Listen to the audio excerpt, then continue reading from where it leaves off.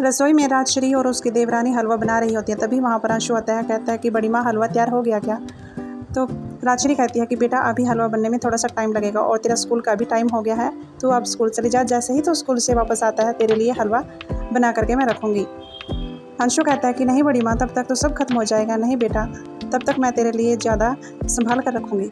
राजश्री कहती है कि माँ पहले आप हलवा खा लीजिए, तब मैं सबको सर्व कर दूँगी। उसके बाद उसकी देवरानी कहती है कि दीदी अक्खा तीज की खरीदारी के लिए मैंने लिस्ट बना के रख दी है। और फिर वहाँ पर शंकरी ताई भी आ जाती है। शंकरी ताई बताती है कि नैतिक के घर वालों ने आप लोगों को अक्खा तीज की खरीदारी के लिए वहीं पर ही बुलाया है, ताकि सभी खरीदारी, सभी गहने एक साथ दोनों मिलकर एक दूसरे के पसंद के खरीद सकें। यही बात धनिया अक्षरा को जाकर के बता देती है, लेकिन अक्षरा वहाँ जाने से मना कर देती है क्योंकि उसके सिर में दर्द होता है।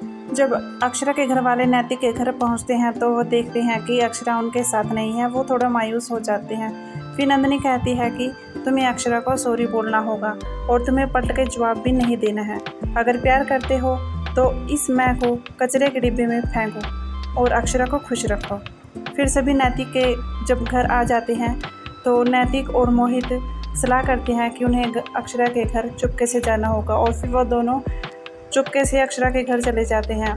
कभी वो आगे के रास्ते से जाते हैं तो कभी वो पीछे के रास्ते से जाते हैं।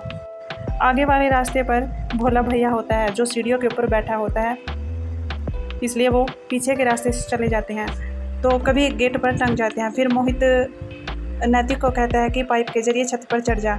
जब नैतिक ऊपर चढ़ जाता है तो मोहित को भी ऊपर छत पर ही ले लेता है। फिर नैतिक अक्षरा से कहता है कि मुझसे गलती हो गई है, मुझे ऐसा नहीं करना चाहिए था।